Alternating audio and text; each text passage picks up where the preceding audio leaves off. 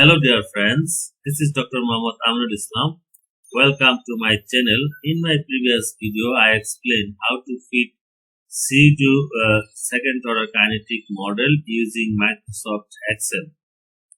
In this video, I would like to show you how to fit Pseudo first order kinetic model using Microsoft Excel. This video is very important, so please do not skip it. And if you would like to watch similar type of video, please subscribe to my channel. Well, in order to fit, I have taken data for equilibration time and amount adsorbed at time t. Now, Pseudo first order kinetic equation can be written as ln Ci divided by Ct equal to K1T, where Ci is the initial concentration, Ct is the equilibrium concentration at time t, and K1 is the Pseudo first order rate constant and t is the time. So a plot of ln Ci divided by Ct versus t will produce a slope of K1. So in order to fit, you need to put here Ci value and then Ct value, then you need to convert ln Ci divided by Ct.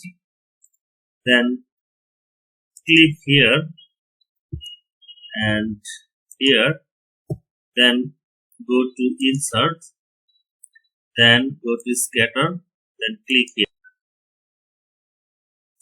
So here is your plot. Now go to layout, then go to trend line, then click on linear trend line. Then go to trend line again, more trend lines option, then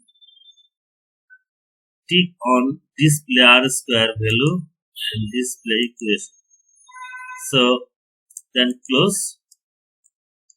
So here is your R square value and slope is 1 into 10 to the minus 5.